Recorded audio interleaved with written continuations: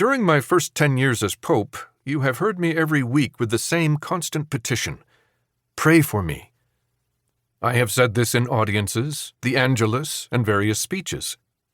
You and your prayers, in the case of believers, and good vibes from those who do not believe, have accompanied me.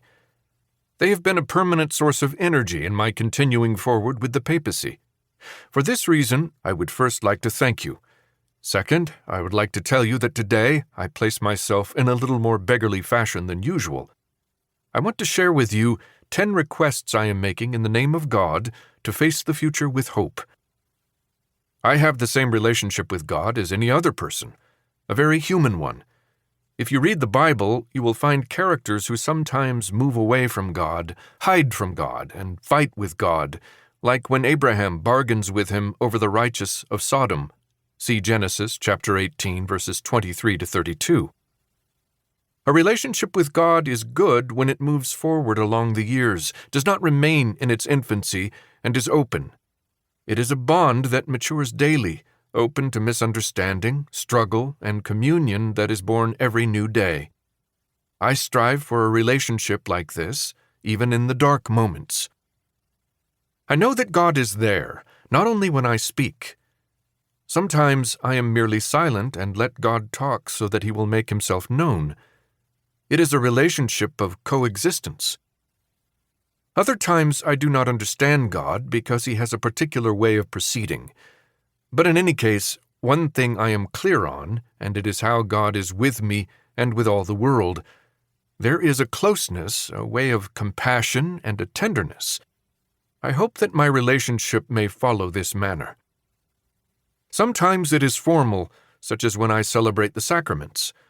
However, when I enter the formality of the moment, I seek to not be over-elaborate, that it would be a formality that is in line with spontaneity. Generally, it is spontaneous and does not consist of talking, and talking. It also involves being in silence and contemplating.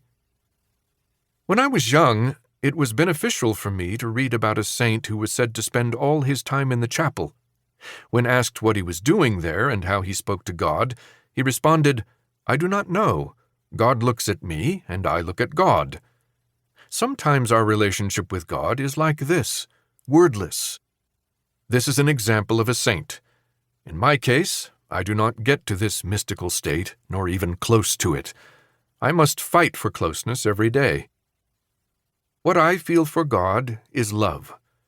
You cannot love God if you do not feel loved.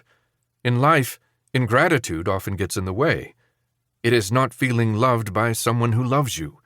Feeling loved is principle in this case. Today, I present to you 10 issues that are part of our joint efforts for the sake of the entire human family, and to which I would like to offer some proposals. But first, I want to call you so we can all be part of a change process. As proposed by various analysts, today's world is undergoing a change of epoch rather than an era of change. This diagnosis was given even before the pandemic. We are still suffering from the effects of the pandemic and from the war in Ukraine, which has struck the heart of Europe and had disastrous ramifications across the globe. If there was doubt that humanity is undergoing a hinge moment, the last years have cleared these doubts. The Church is going through a similar moment because we can no longer think of an institution that is isolated from what is happening around it, whether it be positive or negative changes. As was taught so well to us by the Second Vatican Council Pastoral Constitution, Gaudium et Spes, if the world is shaken, the Church is shaken with it because the world is the concrete reality in which the Church is rooted. For this reason, these petitions in the name of God are also directed to all God's people. This change of epoch that we are called to traverse has put in a place of prominence many concerns that, up until recently, did not have the visibility they deserved. I think of, for example, the rejection of all violence against women, or the fight against all forms of abuse inside and outside the Church. And whether or not we like the changes that the world has undergone in these last years, this is when we are called to move in, and we cannot stand by with our arms folded. Therefore, the first endeavor to advance these 10 petitions in the name of God is to accept this reality. The phrase of the Nobel winner in literature, Bertrand Russell, comes to mind. To understand the actual world as it is, not as we should wish it to be, is the beginning of wisdom.